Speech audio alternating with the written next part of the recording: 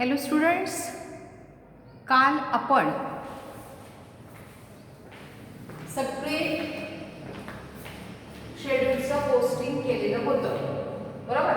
Trial बॅलन्सचं सगळं posting आपण केलेलं होतं.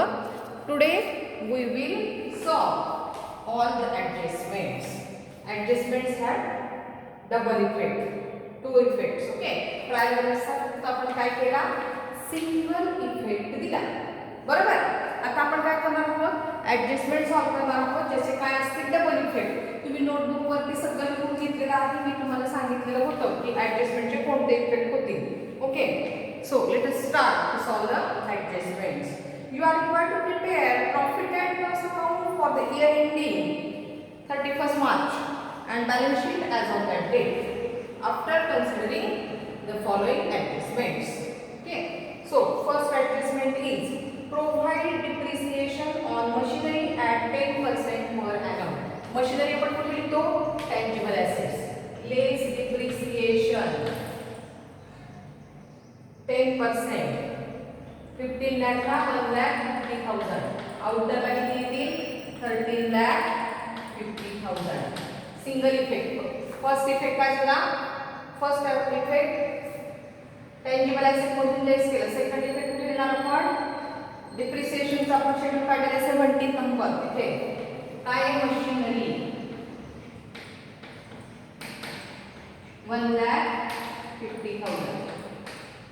समजलं effect. Second effect, okay, building 20%, लेस डिप्रिसिएशन 20%. 4 लाख वर किती येतील, 80,000. आउटरला 3,20,000. फर्स्ट इफेक्ट टँजिबल ॲसेट्स लेस करायचं. Second effect depreciation schedule building 80,000.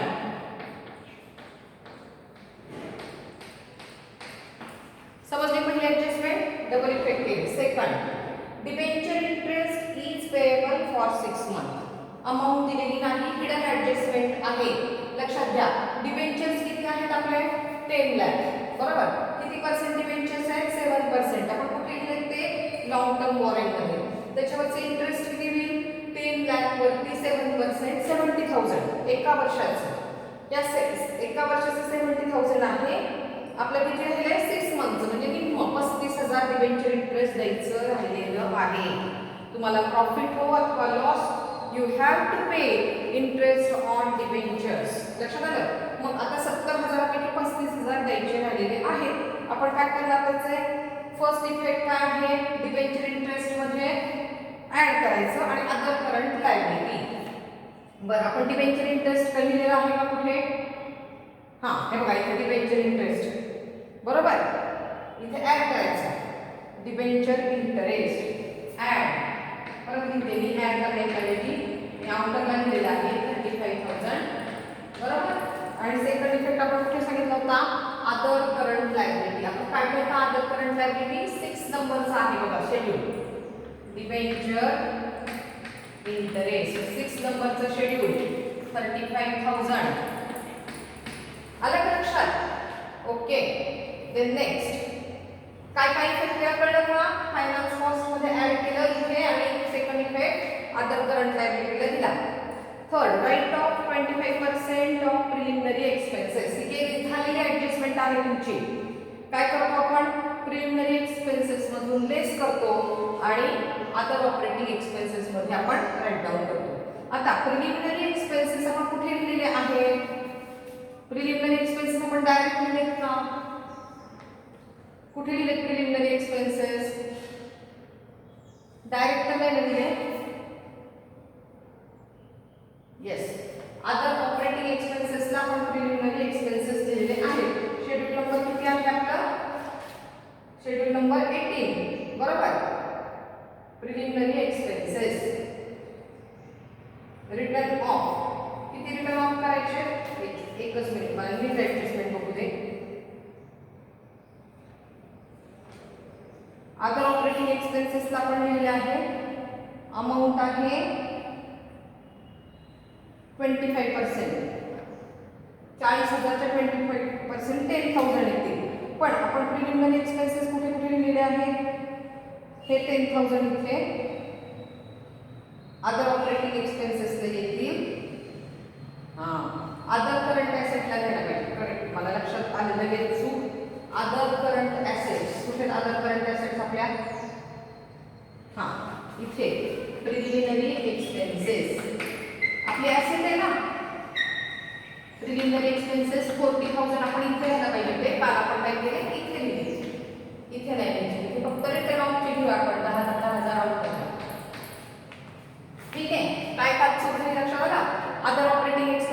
आपण आधी दिले.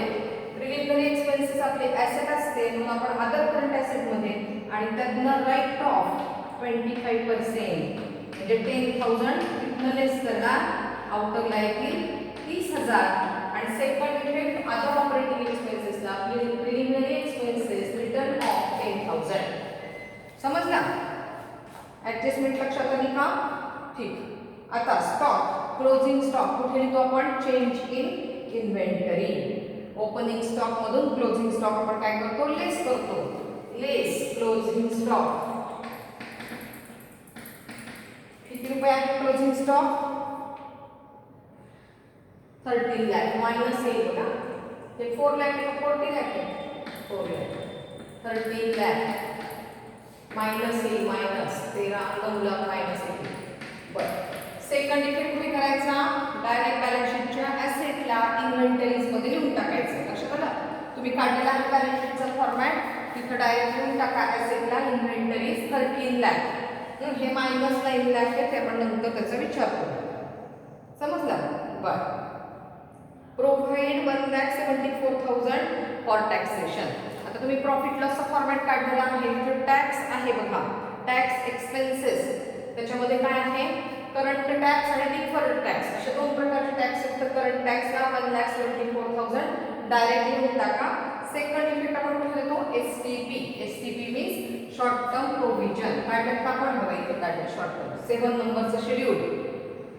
7 नंबरच्या शेड्यूलला लिहून टाकायचं काय? टॅक्स प्रोव्हिजन किती आहे? 1,74,000.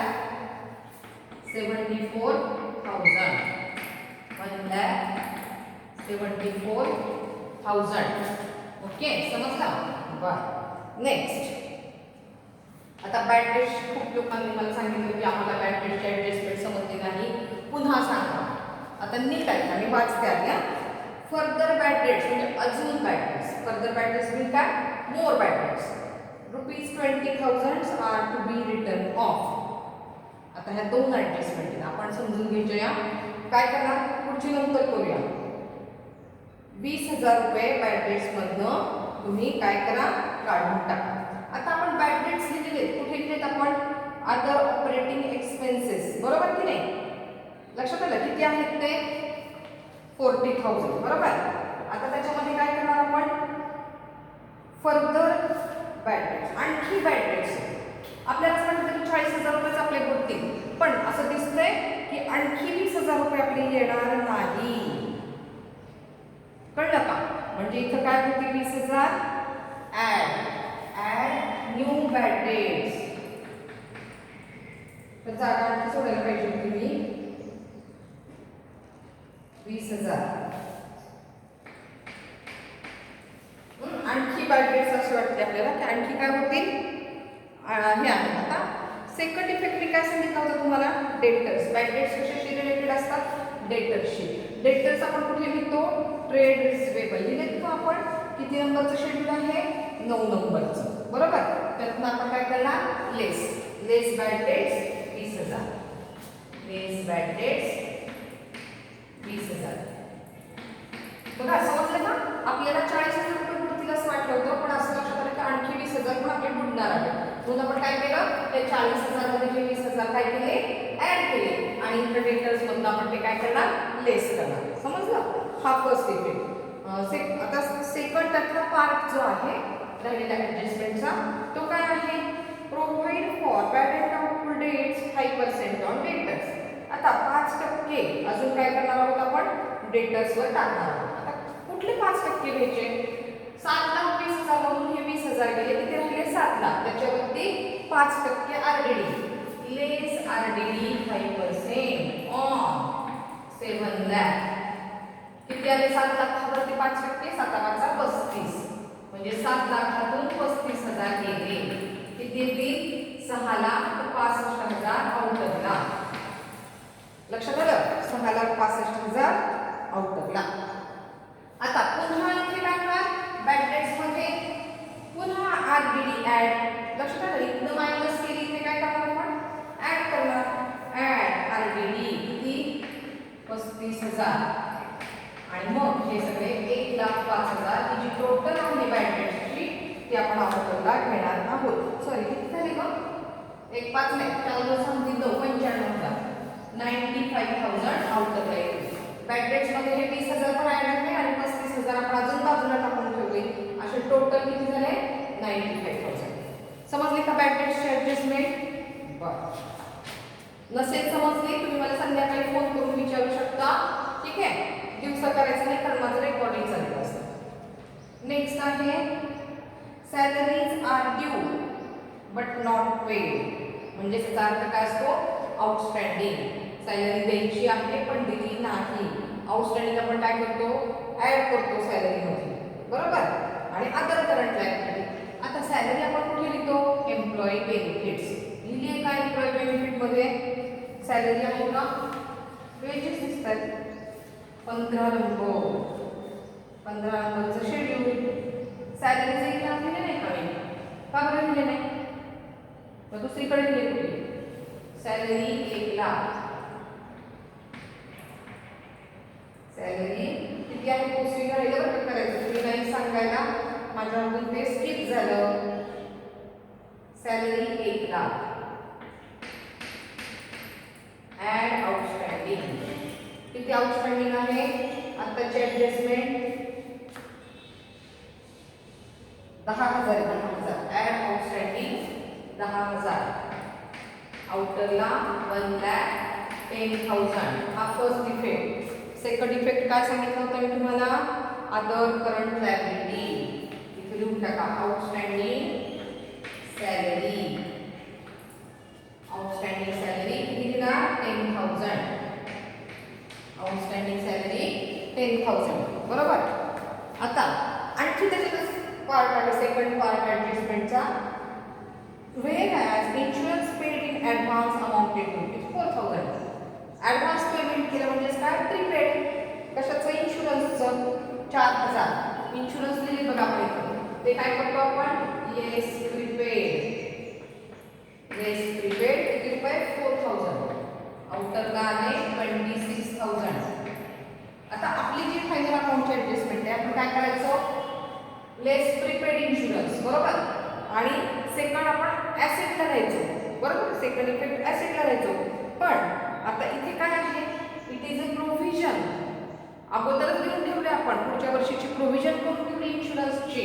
म्हणजे ती कुठे येईल? Short term provision. समजलं का? पुढच्या वर्षीची प्रोव्हिजन केली म्हणून ती शॉर्ट टर्म प्रोव्हिजनला येईल. किती रुपये? 4,000. दुसरा इफेक्ट आपण लायबिलिटीला देत होतो.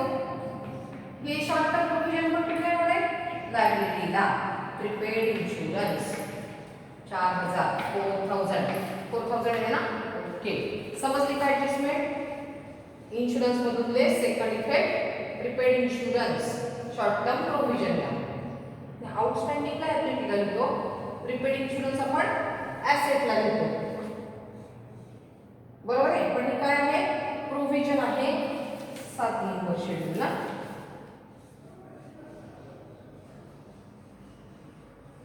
चुकलं माझं, मला वाटलंच होतं. एकदम लक्षात आलं माझ्या. आपण सेकंड इफेक्ट कुठे घेणार याचा? प्रीपेड इन्शुरन्सचा.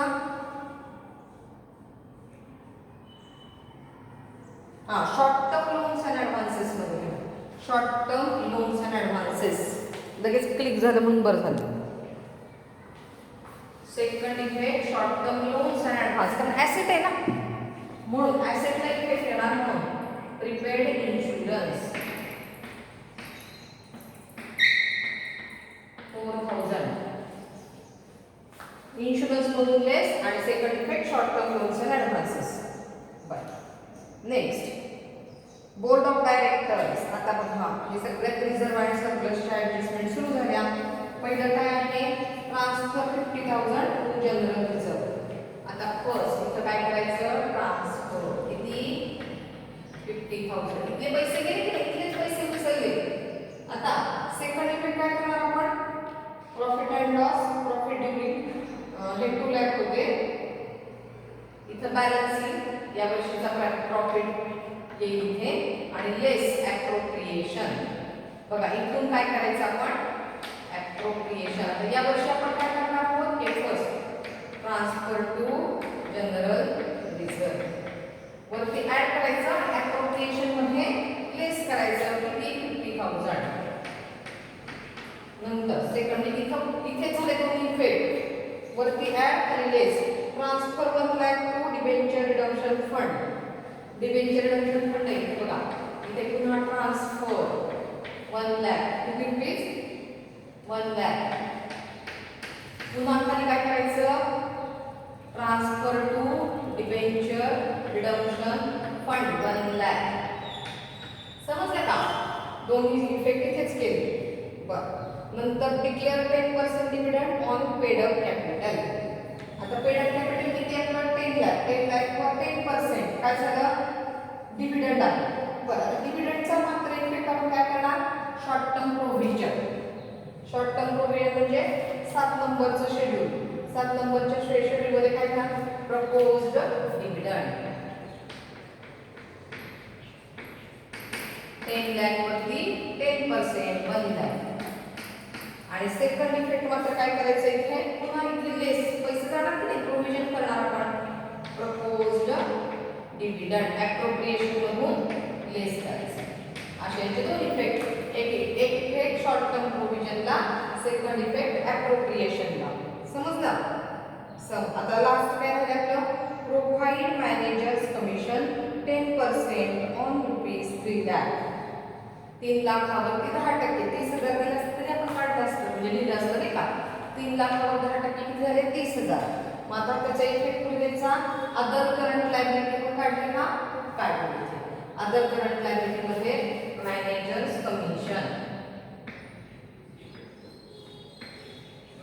कमिशन 30,000 आणि second effect other operating expenses मध्ये मॅनेजर कमिशन 30,000 सगळे इफेक्ट झाले सगळे डबल फक्त आता रिझर्व अँड सरप्लस आपलं राहील आपण टोटल घेऊया सगळ्या शेड्यूलच्या ओके बरं share capital 10 lakh reserve surplus राहू दे नंतर long term borrowing 10 lakh short term borrowing 2 lakh trade payable 3,20,000 other current liability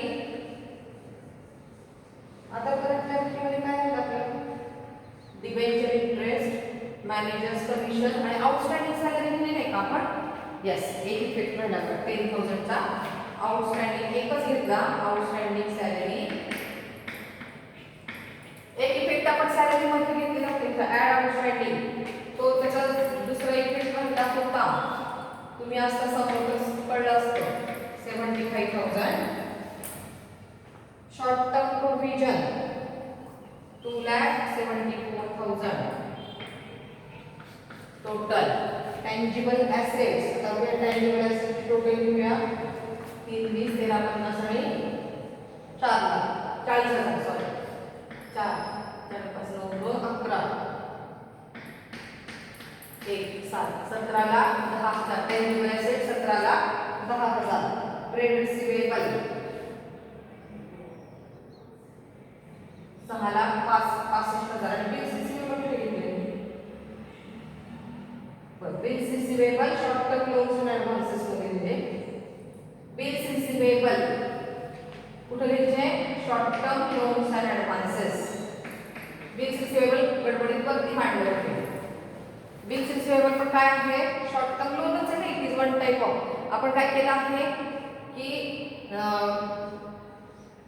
डेटर्सच्या सारखं काय बिल्स रिसिवेबल केलेला आहे लोकांनी आपल्याकडे बिल्स दिलेले आहेत त्यांना आपण उधारीवर माल विकलेला आहे it is one type of loan म्हणून आपण काय केलं short term loans and advances मध्ये घेऊन टाकलं ट्रेड रिसिवेबल किती 6,65,000 short term loans and advances 74,000 बरं 11 किती आहे अदर करंट ॲसेट्स 60,000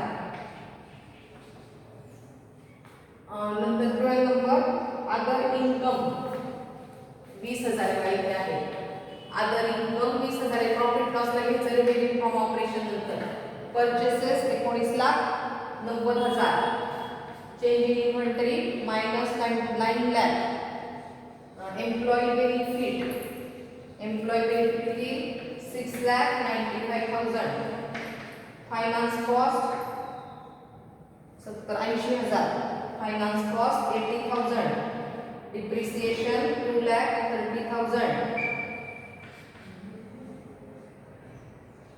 डिप्रिसिएशन 2,30,000.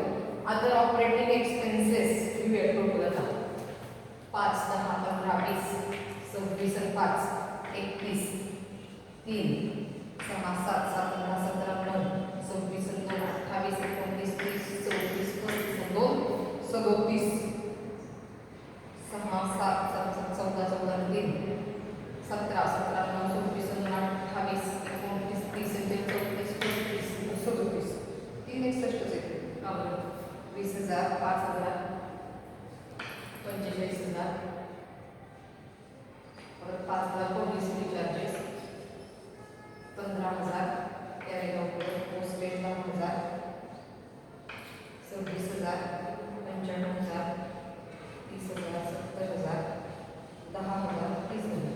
हां, प्रिलिमिनरी एक्सपेन्सेसचं काहीतरी प्रॉब्लेम झाला का? दिलेत ना प्रिलिमिनरी एक्सपेन्सेस, आपण डबल केले का? नाही, बरोबर. 15,61,000. सगळ्या शेड्यूलची टोटल घेतलेली आहे. आता हे आपण प्रॉफिट लॉसला मांडणार आहोत. लक्षात आलं? शेअर कॅपिटल हे जे काही आहे, long term borrowing, short term borrowing, सगळ्या टोटल घेतल्या, सगळ्या टोटल मांडलेल्या आहेत. नेक्स्ट लेक्चरला मी प्रॉफिट लॉस स्टेटमेंटचं फॉर्मॅट काढते, बॅलन्स शीटचं फॉर्मॅट काढते. जे काही डायरेक्ट आपण आयटम दिलेले आहेत ते पण लिहिते आणि मग आपण राहिलेला प्रॉब्लेम आपण सॉल्व्ह करू. ठीक आहे, पुन्हा पुन्हा ऐका म्हणजे समजेल. Thank you, bye bye.